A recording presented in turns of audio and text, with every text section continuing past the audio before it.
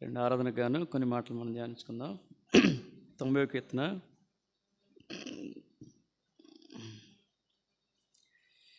మొదటి 2 వచనాలు.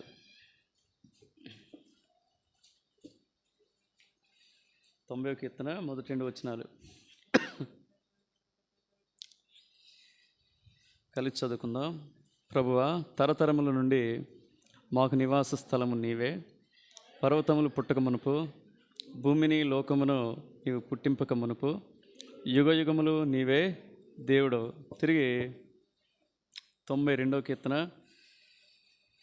8వ వచనం. 92వ కీర్తన 8వ వచనం. యెహోవా, నీవే నిత్యము మహోన్నతుడుగా నందువు. చాలు, 8వ వచనం. తిరిగి ప్రకటన గ్రంథము 4వ అధ్యాయము 8, 9, 10 వచనాలు.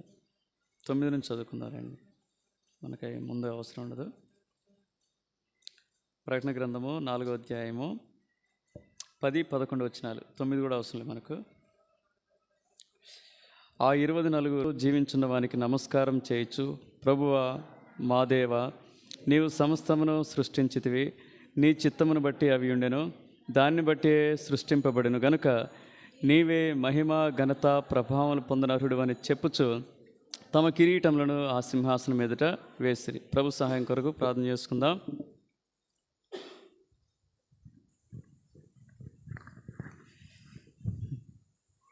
మోకరించగలిగిన వాళ్ళు మోకరించండి, కళ్ళు మూసుకునండి, ప్రార్థనలు ఏకీభవించండి.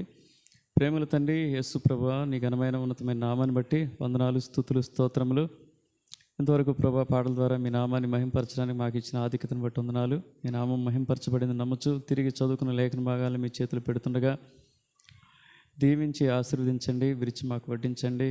ఓ దేవా, నిలబడుతున్న మీ దాసు నిష్ప్రయోజకుడు తండ్రి, మరి నన్ను ఖాళీ చేసి మరుగు చేసి నీ ఆత్మ సహాయం చేత నేను నడిపిస్తురమ్మని, అనేక పరిమితులు హద్దుబాట్లు కలిగిన వారిని, వేషధారిని, కపటిని, పాపిని మీ సన్నిధిలో ఒప్పుకుంటూ దయతో నీ రక్తంతో కడిగి పవిత్రపరచుకొని నీ మహిమ కొరకై ఒక సాధనంగా చేసుకొని నీ దాసుని వాడుకుంటూ రమ్మని, మా అందరితో మీరు మాట్లాడుతూ రమ్మని, మా హృదయాలను తెరవచేస్తురమ్మని, మా హృదయాలను తెరవచేసి మీరెవరో మేము గుర్తిరిగి తద్వారా మీ మాటల ద్వారా ప్రేరేపించబడి ఆత్మతోనూ సత్యంతోనూ ఆరాధించే కృపను మాకు దయచేస్తురమ్మని, ఈ సమయాన్ని దీవిస్తురమ్మని, నా సమయం నీ సమయం నీ బిడ్డల సమయం వ్యర్థం కాక మీ సన్నిధిలో మేము తాజాగా నూతనంగా దర్శించబడటానికి మీరే కృప చూపుతురమ్మని, మహిమ ఘనత ప్రభావం మీకే చెల్లిస్తూ యేసు ప్రభు నామంనే వేడుచున్నాము తండ్రి, ఆమేన్.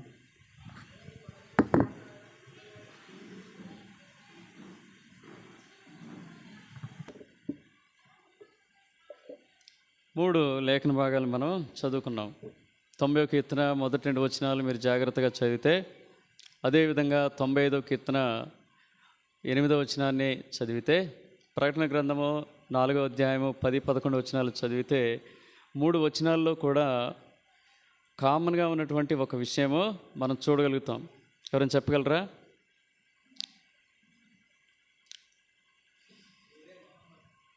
నీవే మహోన్నతుడువు. కరెక్టే. అయితే మహోన్నతుడు అని అన్ని చోట్ల మనం చదవలేము. ఉందా అన్ని చోట్ల? లేదు. నీవే. మన అంశం ఏంటంటే నీవే. ఆయన ఒక్కడే కొన్ని చేయగలడండి. ఆయన మాత్రమే చేయగలడు. ఆయనే చేయగలడు కదా. అందుకనే 3 అసర్టివ్ స్టేట్మెంట్స్ బైబిల్లో మనం చూస్తాం. ఏంటి? మత్తయి 1:21 అంటాడు కదా, వారి పాపముల నుండి తన ప్రజలను ఆయనే అంటే వేరొక దేవుడు లేడని.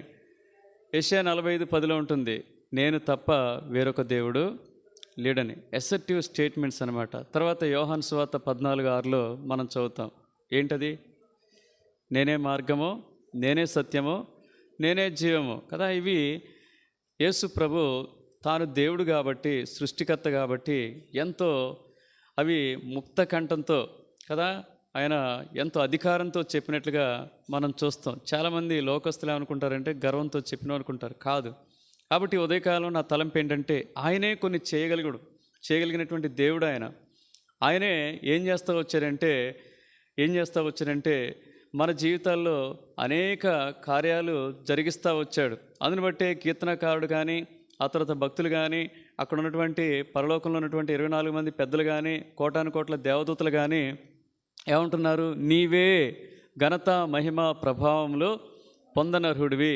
ఎందుకు అంటే సృష్టిని బట్టి కానీ మనల్ని బట్టి కానీ చూస్తే మొదటగా ఎందుకు ఆయన మాత్రమే, ఎందుకు నీవే మహోన్నతుడిగా ఉండాలని, నీవే ఘనత మహిమ పొందుకోవాలని, నీవే సమస్తాన్ని కలుగు చేస్తామని వీళ్ళు ఎందుకు చెప్తున్నారంటే ఆయనే కొన్ని చేయగలడు, ఆయనే కొన్ని చేశాడు, ఆయన మాత్రమే ఏం చేస్తూ వచ్చాడు? వాటిని చేసి ఘనత మహిమ ప్రభావములు పొంద నరుడు. చూడండి, మొట్టమొదటిగా మనం గమనించినట్లయితే ఆయన చేసినటువంటి కార్యాలను మనం జాగ్రత్తగా పరిశీలన చేస్తే అప్పుడు మనం కూడా చెప్తాం, ఒక కంక్లూజన్కి వస్తాం.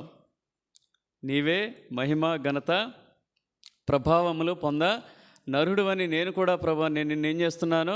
స్తుతిస్తున్నాను అని నీవు నేను ఒక కంక్లూజన్కి రావాలంటే ఆయన ఏం చేస్తూ వచ్చాడు, ఆయన మన జీవితాల్లో ఏం జరిగిస్తూ వచ్చాడు? చూడండి, నెహెమ్యా గ్రంథం మొదటిగా 9వ అధ్యాయము, నెహెమ్యా గ్రంథము 9వ అధ్యాయము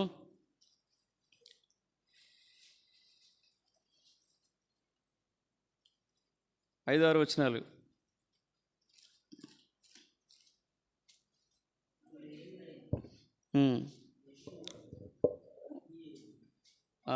అక్కడ నుంచి వద్దు, 6వ వచనం చదువుకుందాం. నీవే అద్వితీయుడవైన యెహోవా, నీవే ఆకాశమును మహాకాశములను వాటి సైన్యమును భూమిని దానిలో ఉండునది అంతటిని సముద్రములను వాటిలో ఉండునది అంతటినీ సృజించి వాటినన్నిటినీ కాపాడువాడవు. ఆకాశ సైన్యమంతయు నీకే నమస్కారము చేయుచున్నది. ఎందుకు నీవే అని వీళ్ళు స్తుతిస్తున్నారు, ఆరాధిస్తున్నారంటే సృష్టి యావత్తును కూడా కలగజేసింది ఎవరంటే ఆయనే. అందుని బట్టే సృష్టి యావత్తు కూడా ఏం చేస్తూ ఉందంటే నీవే దేవుడవు, నీవే అద్వితీయుడు అయినటువంటి యెహోవావి, సమస్తాన్ని కలుగు చేసిన వాడవని వాళ్ళందరూ కూడా ఏం చేస్తున్నారంటే దేవునికి నమస్కారం చేస్తూ ఉన్నారు. చూడండి ఎంతగా దేవుడు కలగజేస్తూ వచ్చాడంటే సృష్టిని. దయచేస్తే 89వ కీర్తనలో కొన్ని మాటలు మనం చదువుతాం, 89వ కీర్తన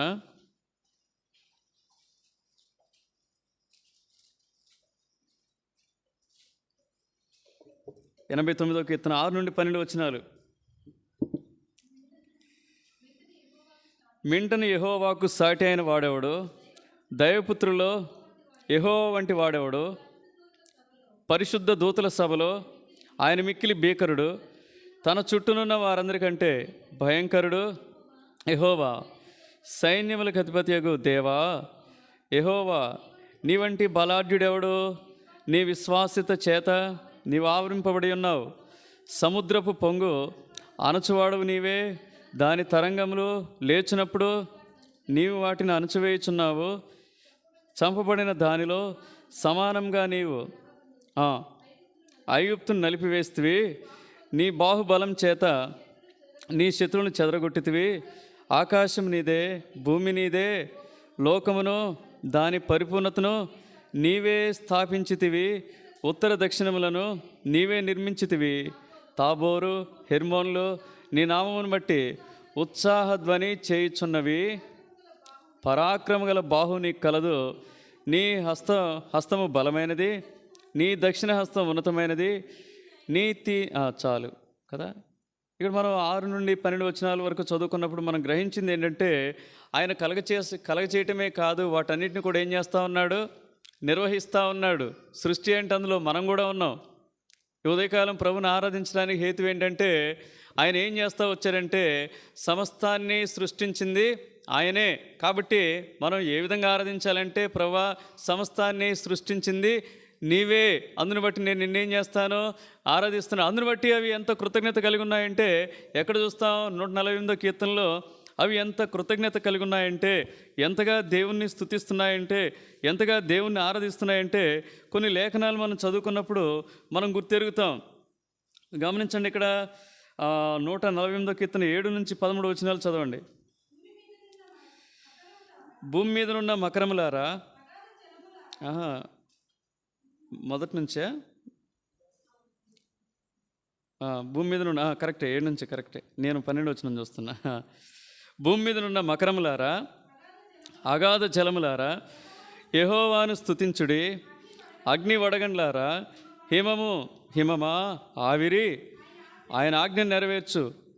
తుఫాను పర్వతములారా, సమస్తమైన గుట్టలారా, ఫలవృక్షములారా, సమస్తమైన దేవదారు వృక్షములారా, మృగములారా, పశువులారా, నేలను ప్రాకు జీవులారా, రెక్కలతో ఎగురు పక్షులారా, భూరాజులారా, సమస్త ప్రజలారా, భూమి మీదనున్న అధిపతులారా, సమస్త న్యాయాధిపతులారా, యెహోవాను స్తుతించుడి. యవ్వనులు, కన్యలు, వృద్ధులు, బాలురు అందరూ యెహోవా నామమును స్తుతించుదురుగాక. ఆయన నామము మహోన్నతమైన నామము. స్తుతించుదురుగాక కాదు, స్తుతిస్తూనే ఉన్నారు కదా. దేన్ని బట్టి? ఆయన కలుగ చేసిన విధానాన్ని బట్టి, ఆయన నిర్వహిస్తున్నటువంటి విధానాన్ని బట్టి, వాటికి పెట్టినటువంటి పేర్లను బట్టి, వాటికి ఇచ్చినటువంటి అనేక ఆధిక్యతలను బట్టి కదా. ఒక్కొక్కరికి ఒక్కొక్క ఆధిక్యత ఈ లోకంలో మనకు ఇస్తూ వచ్చాడు. ప్రతి ఒక్క పక్షి అది యూనిక్కే కదా, ప్రతి ఒక్క పర్వతం యూనిక్, ప్రతి ఒక్క మనిషి యూనిక్ కదా. ఒక్కొక్కరికి ఒక్కొక్క పెక్యులియర్ పర్సనాలిటీని దేవుడు అనుగ్రహిస్తూ వచ్చాడు. వీటన్నిటిని బట్టి ఈ ఉదయకాలం అవే కాదు, సృష్టి యావత్తే కాదు, నేను కూడా అయ్యా నీవు నన్ను సృష్టించినటువంటి దేవుడవు, నీవే నన్ను సృష్టించితివి, కాబట్టి నేను నిన్నేం చేస్తాను? స్తుతిస్తాను, ఆరాధిస్తానని ప్రభువును మనం ఆరాధించబద్దులమై ఉన్నాం. రెండోదిగా ఆయన ఏం చేస్తూ వచ్చారంటే, రెండు తీయండి, కీర్తనలు 86:8. ఇంకేం చేస్తూ వచ్చాడు? సరే, సృష్టి యావత్తు సృష్టిస్తూ ఉంది. దేవుడు తన ఆత్మను మనకిచ్చాడు, మనకు వివేకాన్ని ఇచ్చాడు. అయితే ఇంకేం చేశాడు? మానవుని జీవితంలో ప్రత్యేకంగా మనం చూడగలిగితే, ఇప్పుడు ప్రభువా నీవు మహాత్మ్యము గలవాడవు, ఆశ్చర్య కార్యములు చేయవాడవు, నీవే అద్వితీయ దేవుడవు. రెండోదిగా ఏ విధంగా మనం ప్రభుని ఆరాధించాలంటే, ఏ విధంగా ఆరాధించాలి? అద్భుత క్రియలు చేసిన వాడవు నీవే. ఎక్కడ చేశాడు? మన జీవితాల్లోనే చేశాడు. ఎంత అద్భుతం! ఎక్కడో తిరగాల్సిన మనం, అరణ్యంలో ఉండాల్సిన మనం, అవునా? ఆ తర్వాత పాపంలో పెంటకుప్పల మీద తిరగాల్సినటువంటి మనం ఇప్పుడు ఎక్కడున్నాం చెప్పండి? దేవుని సన్నిధిలో ఉన్నామంటే ఎవరి కృప అండి? ఆయన కృపే కదా.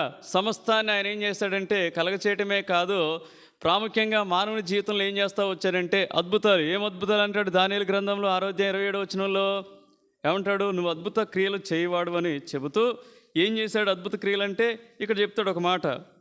దానియేలు గ్రంథము 6:27.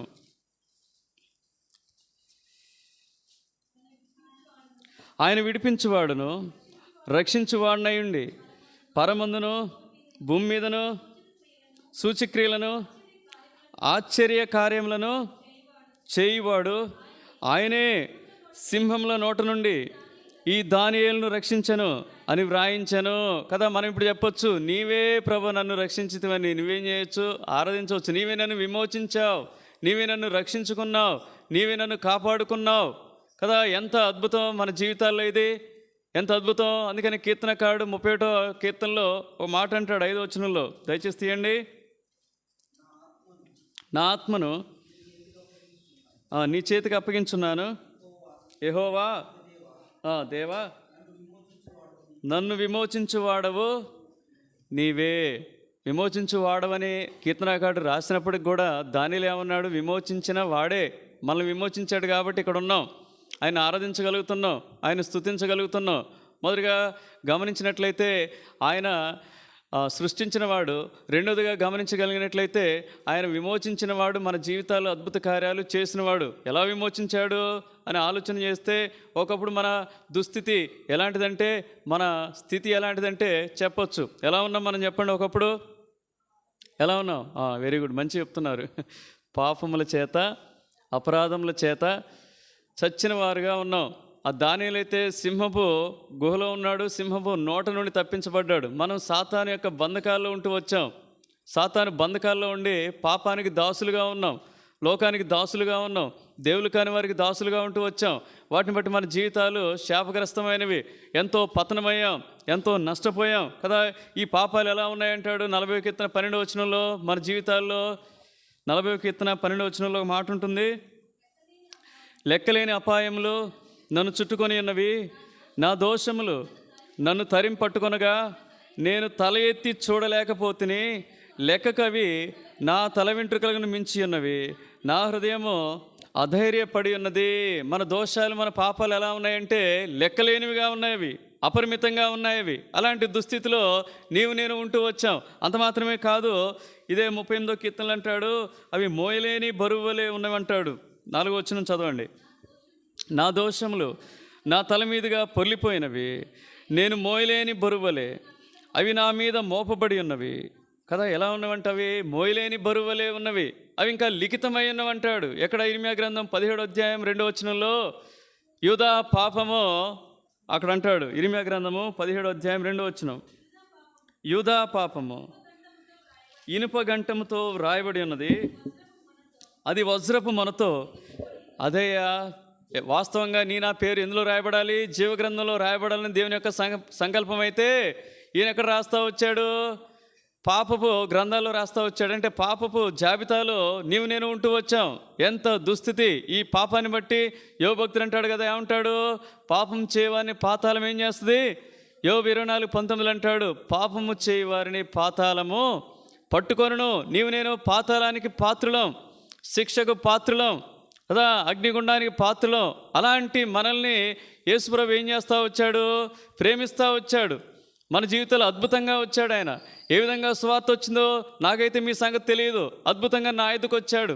నా ఎద్దుకు వచ్చి దేవుని మాటలు వినిపింప చేస్తూ వచ్చాడు. ఆయన యందు విశ్వాసం కలిగేలా చేస్తూ వచ్చాడు. దాన్ని బట్టి నేను ప్రభుని తెలుసుకుంటూ వచ్చాను, ప్రభుని నమ్ముకుంటూ వచ్చాను. ప్రభు ఏం చేస్తూ వచ్చారంటే, నా పాపాన్ని ఒప్పుకున్నప్పుడు ఏం చేయలేదు ఆయన? 103వ కీర్తన వచ్చిన ఏం చేయలేదు? శిక్షించలేదండి. నన్నే కాదు, మిమ్మల్ని కూడా ఏం చేయలేదు ఆయన.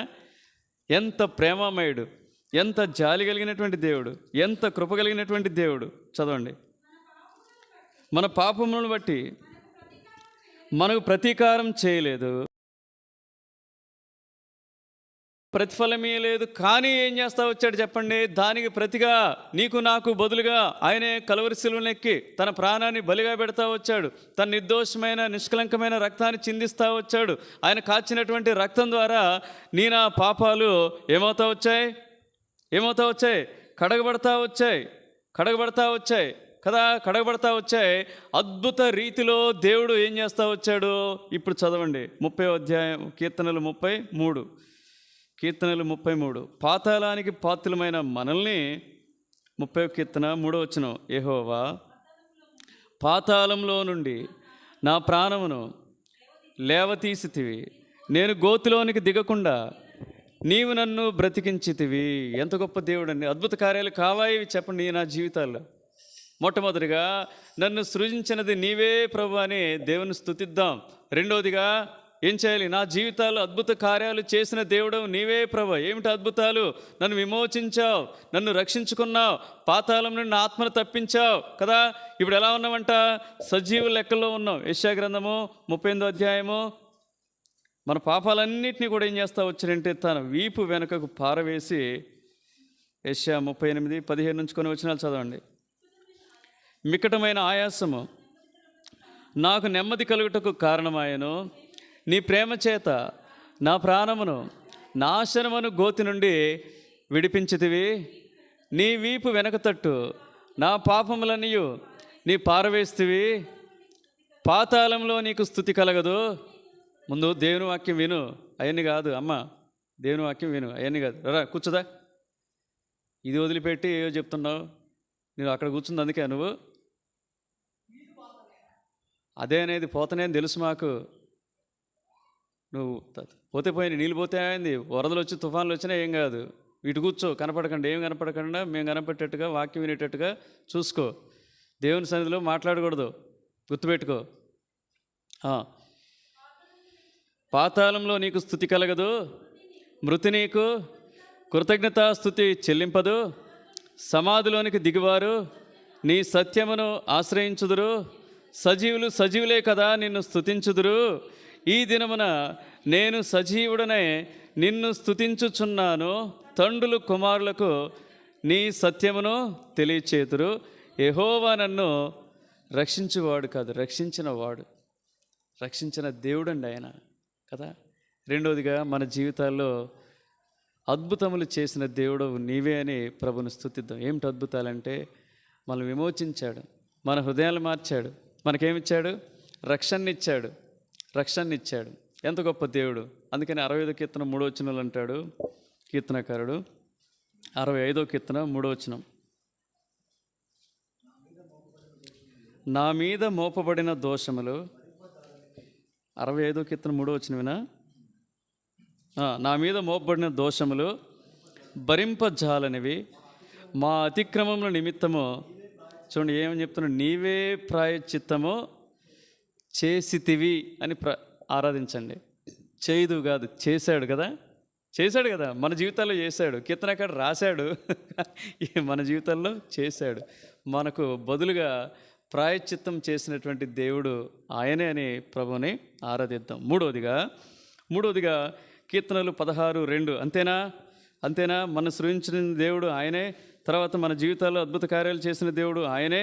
ఆ తర్వాత నీవే ఒక మాట అంటాడు, నీవే ప్రభుడవు, నీకంటే నాకు క్షేమాధారమేదియూ లేదని యెహోవాతో నేను మనవి చేయుదును. ఇప్పుడేమంటున్నాడు? నీవే నా క్షేమాధారము. మూడవదిగా ఏమని ప్రభుని ఆరాధించాలంటే, ఈ లోకంలో మనం క్షేమంగా బ్రతుకుతున్నామంటే మనకు ఏమైనాడు? దేవుడు ఆధారమై ఉన్నాడు. కల్పన అంతేనా? దేవుడు మనకు ఏమైనాడు? ఆధారమై ఉన్నాడు. ఏ ఆధారం అంట? క్షేమాధారము కదా. మొట్టమొదటిగా నన్ను సృజించిన వాడు నీవే, నా జీవితంలో అద్భుతములు చేసిన వాడు నీవే, నన్ను రక్షించిన వాడు నీవే, నా కొరకు ప్రాయశ్చిత్తం చేసిన వాడు నీవే అని దేవుని ఆరాధిస్తూ, మూడవదిగా నా జీవితంలో క్షేమాధారము నీవే ప్రభువా. ఎంతగా క్షేమాన్ని ఇస్తా ఉన్నాడు చెప్పండి. నీకు క్షేమం ఇవ్వటం కొరకు ఆయన ఏం చేస్తూ వచ్చాడు చెప్పండి, మీరు చెప్పండి.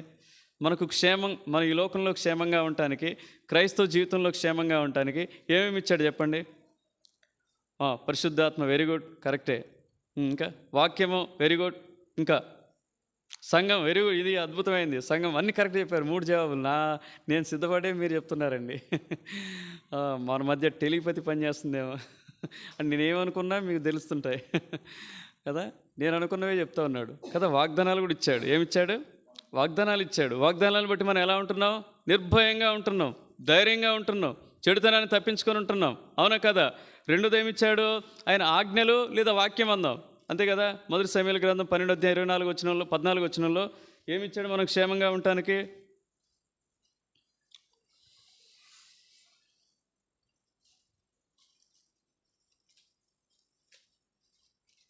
12:14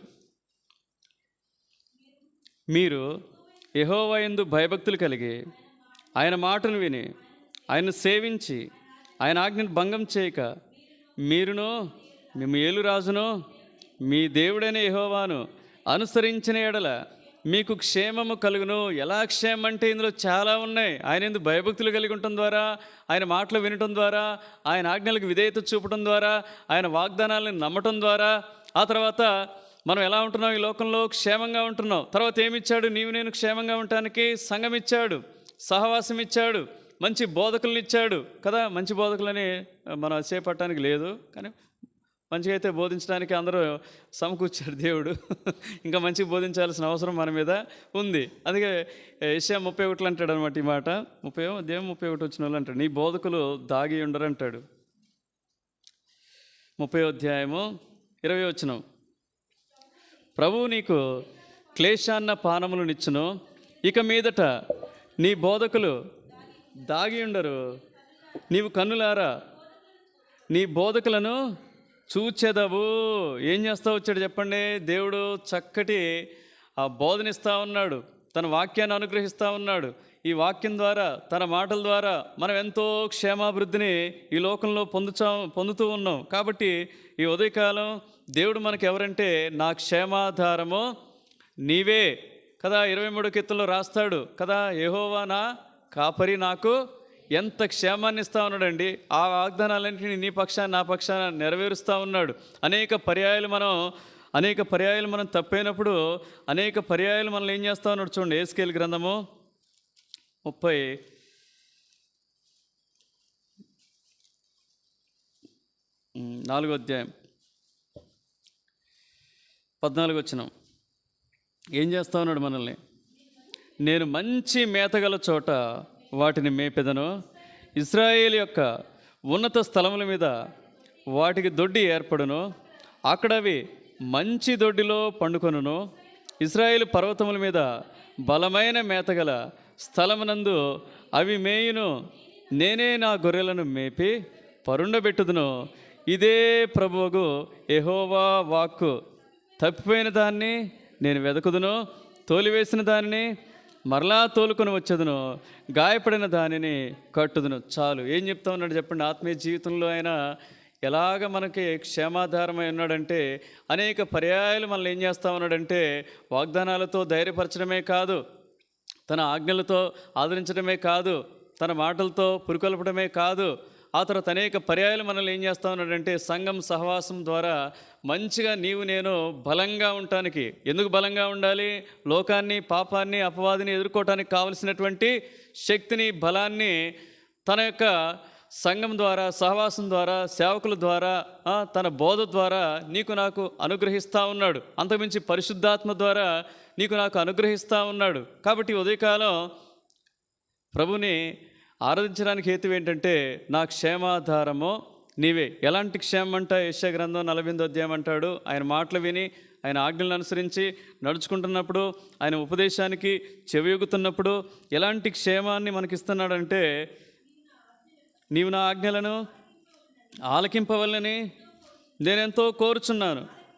ఆలకించిన ఎడల నీ క్షేమము నది వలెను, నీ నీతి సముద్ర తరంగం వలెను ఉండును. నీ సంతానము ఇసుక వలె విస్తారమగును, నీ గర్భఫలము దాని రేణువుల వలె విస్తరించును. వారి నామము నా సన్నిధి నుండి కొట్టివేయబడదు, మరువబడదు. ఎలా ఉందంట క్షేమం? ఇక్కడ రాస్తాడు, నది వలె సముద్ర తరంగము వలనే ఉండును. ఎంత గొప్ప దేవుడండి! ఉదయకాలం ప్రభుని ఆరాధించడానికి హేతు ఏంటంటే, ప్రభువా నీవే నా క్షేమాధారము. ఎంత సుఖంగా ఉన్నానంటే, ఇంత క్షేమంగా ఉన్నానంటే, ఇంత నెమ్మది కలిగి ఉన్నానంటే, నా కుటుంబం ఎలాంటి కీడు అపాయాలకు గురి కాకుండా ఉన్నదంటే, ఇంత చక్కగా నేను పోషింపబడుతున్నానంటే, దీని అంతటికీ ఆధారము నీవే అని ప్రభువుని స్తుతించాలి. చివరిగా ఆయన ఎవరంటే 25వ కీర్తన 5వ వచనం. 25వ కీర్తన 5వ వచనం.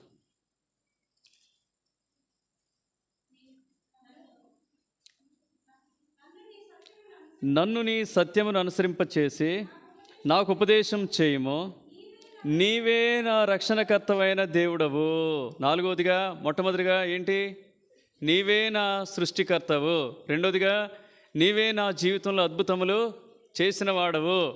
అద్భుతాల్లో భాగంగా ఆయన విమోచన ఇచ్చాడు, నూతన జీవం ఇచ్చాడు, రక్షణ ఇచ్చాడు, మన కొరకు ఆయన ప్రాయశ్చిత్తము చేస్తూ వచ్చాడు. 3వదిగా, నీవే ఆత్మీయ జీవితంలో నాకు క్షేమాధారము, ఆయన ఆధారంగా ఉన్నాడు కదా. 4వదిగా ఎలా ఉన్నాడంటే, నీ నా జీవితాల్లో ఎలా ఉన్నాడంట? నీవే నా రక్షణకర్తవు.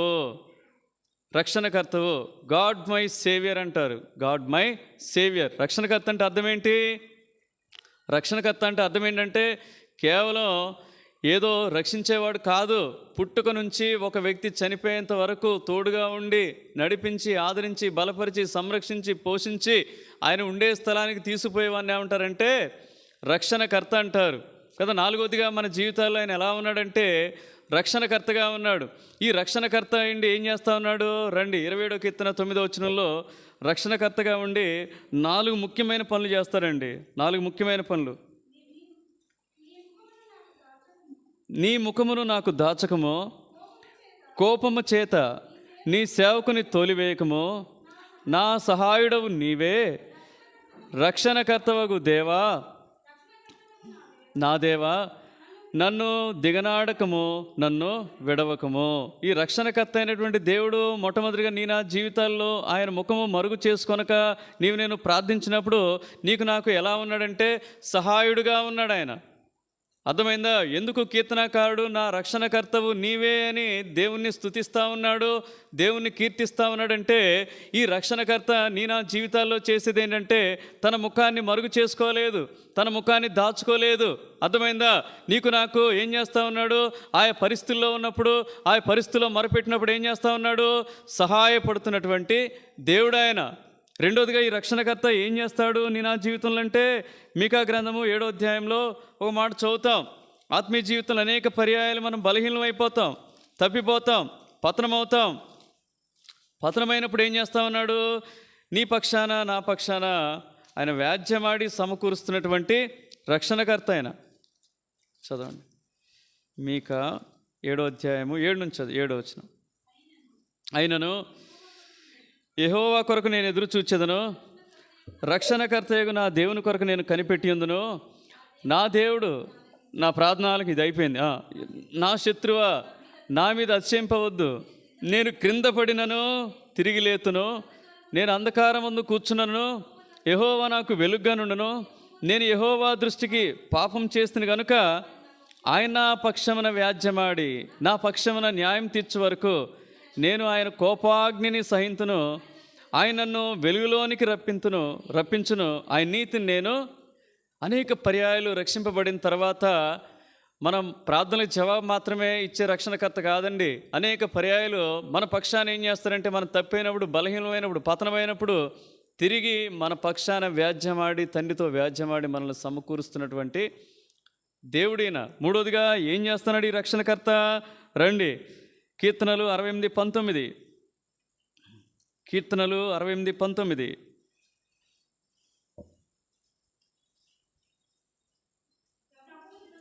ప్రభు స్తుతి నొందునుగాక, అనుదినము ఆయన మా భారం భరించున్నాడు.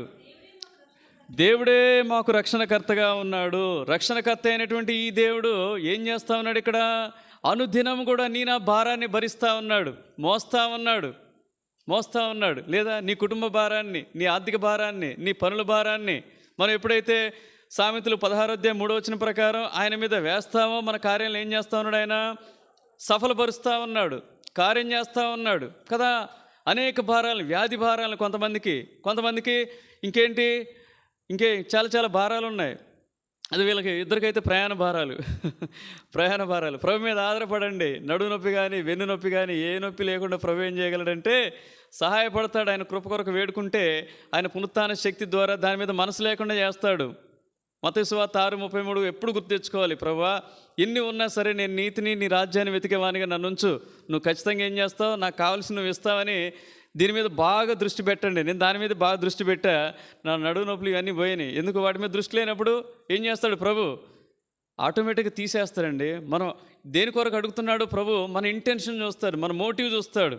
ఆ మోటివ్ సరిగా లేనప్పుడు ఏం చేస్తాడు? దాని జోలికి, ఆ జోన్లోకి ఆయన రాడు.